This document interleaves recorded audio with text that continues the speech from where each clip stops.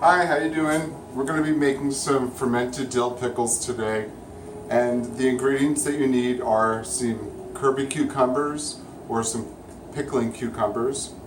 They have been washed off completely twice, and I've cut the ends off of both of them. Some people cut it in half, and they also take the seeds out before they put it inside the mason jar that they use.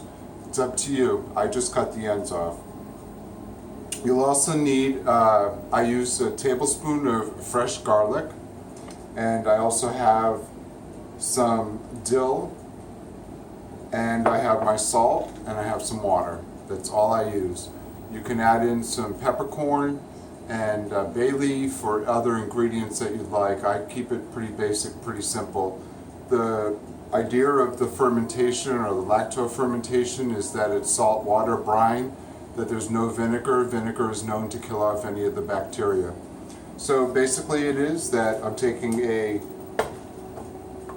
tablespoon of salt per 1 cup of water, and I start that first because it takes time for it to dissolve. I use fresh water. Some people boil it up and heat up the water a little bit. Sometimes there is additional bacteria in the water that you want to be able to clean out. The idea is to keep it as pure of bacteria and free of bacteria that you're adding into your solution. So the first thing I do while that's actually going, we're going to need more than a cup. I'm using a mason jar. It has a cap on the top with a rubber. It also has a hinge to pull it down. So I'm just simply going to add in my garlic to the bottom. I'm going to add some dill sprigs. Don't have to be cut up, nothing fancy, just take it off. I take it off the vine itself. You can put in as much as you want. It's all to taste. If you feel that your recipe might be becoming too salty or you're sensitive to salt, you may want to try off with a half a tablespoon per 1 cup, but you do need the salt in order for the fermentation process to go on. So I added in quite a bit of dill at this point. I added in my garlic. It's all to the bottom of the mason jar. And the next thing I'm going to do is I'm going to fit my pickles into the jar, some way, shape, or fashion that they all fit in the best they can. Sometimes it's a matter of squeezing.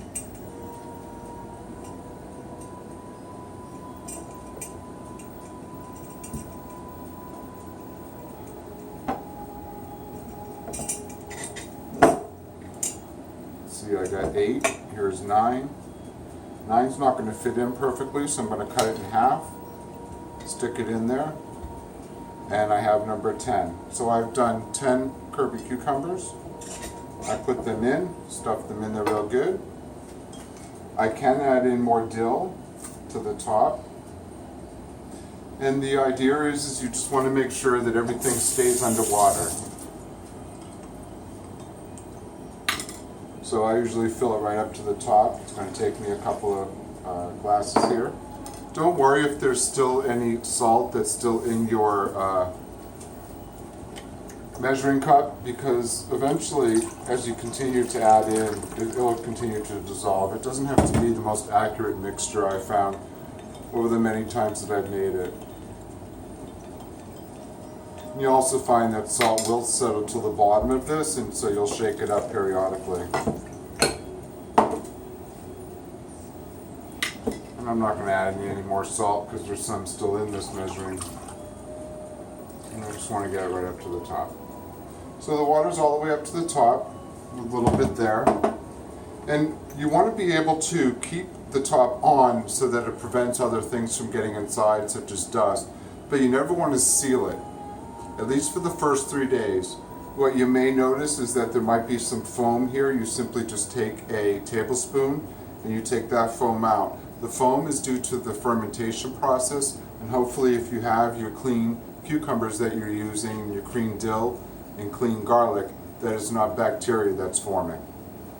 After 3 days, taste it, see how it is. Taste the brine, not the pickle, and see how tangy it is. After the first 3 days, it's good to eat.